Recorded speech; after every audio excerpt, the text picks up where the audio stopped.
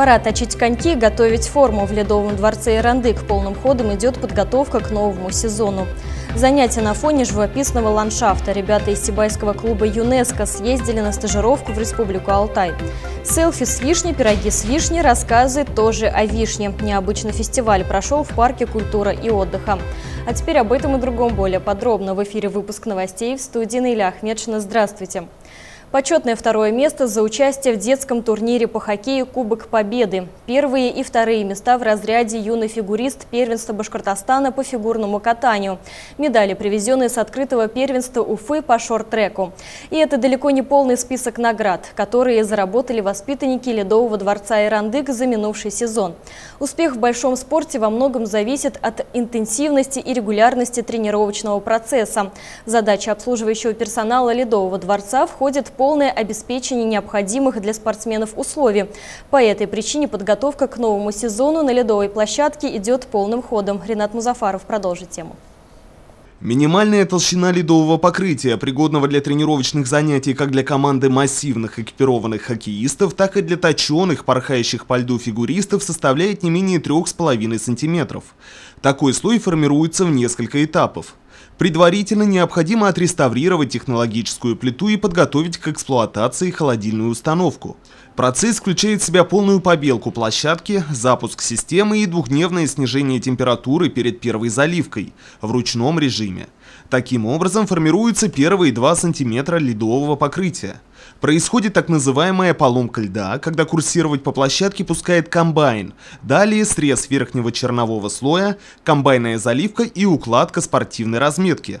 После аналогичным образом формируется финальные 1,5 см покрытия. Его состояние – главный, но далеко не единственный критерий, которому должен соответствовать Ледовый дворец перед началом нового тренировочного сезона.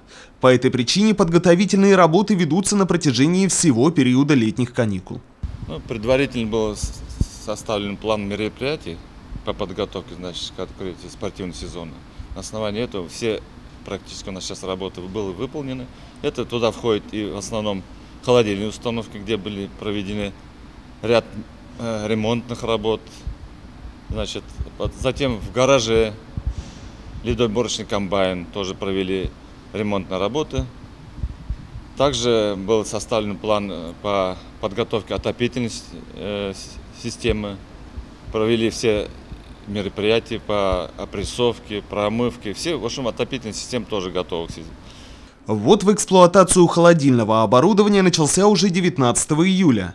Сегодня, за месяц до окончания учебных каникул, площадка Ледового дворца Ирандык полностью готова к проведению спортивных тренировок и массовых мероприятий на льду. Таким образом, отдыхать юным сибайским спортсменам приходится значительно меньше, чем их беззаботным одноклассникам. Именно так, по мнению руководящего состава дворца, куется и закаляется олимпийское золото. Ледовый дворец Ирандык, как образовательное учреждение дополнительное образование, начнет свою работу 1 сентября. Но в связи с тем, что мы занимаемся подготовкой спортсменов, 1 августа уже начинаются учебно-тренировочные сборы, в которых будут участвовать фигуристы, хоккеисты и шорт-трек. Мы же ожидаем приезд спортсменов из городов Учалы, Уфа, Тюмень. Этот год, сезон 17-18, будет очень насыщенный. В основном это участие в республиканских турнирах всероссийского уровня. На базе Ледового дворца функционирует 9 групп по 4 видам спорта. Это 5 разновозрастных команд хоккеистов, 2 группы фигуристов, 1 группа ребят, тренирующихся в дисциплине шорт-трек, и еще 1 велоспорт. Всего более 200 спортсменов, посещающих тренировки не менее 3 раз в неделю. Ежедневная проходимость площадки увеличивается за счет организации массовых катаний. К сведению горожан, двери Ледового дворца для досуговых посещений будут открыты также в ближайшее время. Ринат Музафаров, Али Кадыров, Любовь Карпова, телекомпания СТВ. Содействие в укреплении мира и устойчивом развитии посредством образования, науки, культуры, коммуникации и информации. Все это немаловажные компоненты миссии ЮНЕСКО. Ребята из Сибайского отделения организации в очередной раз прошли стажировку, но уже не в привычном для них месте, а в Республике Алтай. Лето, пора отдыха и отпусков, но это не про ребят из клуба ЮНЕСКО, которые даже на каникулах стремятся к новым знаниям и бесценному опыту. Их бурное обсуждение и сертификаты на руках дают понять, что стажировка в Алтае прошла удачно. До этого им приходилось бывать на практике только в Екатеринбурге, но в январе этого года поступило приглашение пройти стажировку в Республике Алтай. Сибайских ребят встретили гостеприимные кураторы, а на занятиях с ними работали настоящие профессионалы своего дела. Занятия проводили очень опытные преподаватели. С ними работал координатор клубов ЮНЕСКО Саха-Якутии Будикин Иван Евсеевич. Потом вели и теоретические какие-то лекционные уроки, и практические занятия психолог Колмогорова Анастасия Александровна. Ну и, естественно, директор клубов ЮНЕСКО Васьков Дмитрий Николаевич работал с первокурсниками. Но наша группа состояла не из первокурсников, поэтому они в основном работали с Будикиным, с которым учились составлять какие-то проекты, знакомились вообще с понятием, что такое ООН, ЮНЕСКО, и работали с психологом.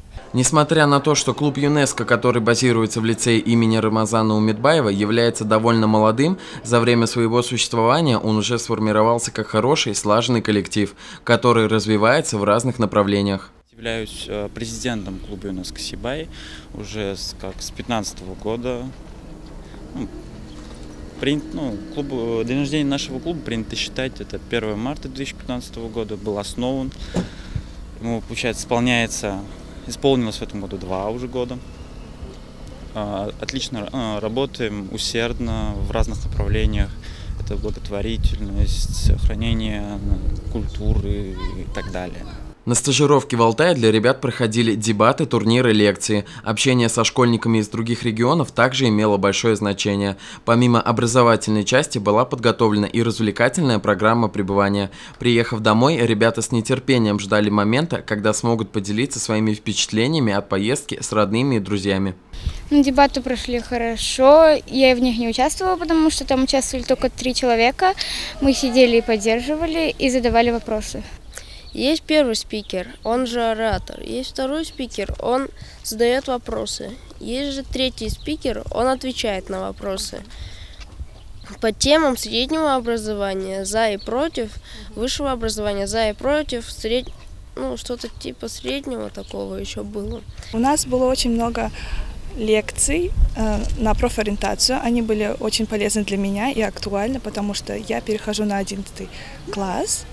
И они помогли мне с моим будущим. Телецкое озеро – это достопримечательность Алтая. Туда приезжает до 1 миллиона людей-посетителей, которые занимаются скалолазанием, сплав по реке. Посетили. Это очень холодное озеро, потому что оно находится между горами, и она очень полезная. В проходящем там же во время стажировки фестиваля народных игр сибайцы активно себя проявили, познакомив собравшихся с национальным обрядовым праздником Кукушкин чай. После этого нашу команду буквально завалили предложениями на следующий год посетить Екатеринбург, Саха-Якутию и Бурятию. Отметим, что нынешний лагерь движения ЮНЕСКО был приручен к 70-летию этой ассоциации. Я бы хотела поблагодарить родителей, которые вложили столько сил и денег в эту поездку. Администрацию нашего лицея в лице Нугаманова Иштуана Раисовича и городской отдел образования города Сибай. Спасибо вам огромное. Поездка была замечательной. Очень надеемся на дальнейшее сотрудничество. С момента приезда из Республики Алтай прошла уже неделя, но ребята до сих пор под впечатлениями. Клуб ЮНЕСКО не собирается на этом останавливаться, ведь для таких креативных школьников открыты все горизонты. Антон Шерстнев, Александра Половнева, Олег Кадыров, Любовь Карпова, телекомпания СТВ.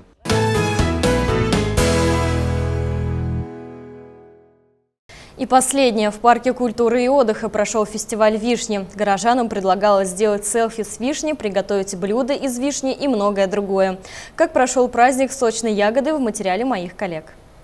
Оранжевое небо, оранжевое море, оранжевая зелень, оранжевый верблюд.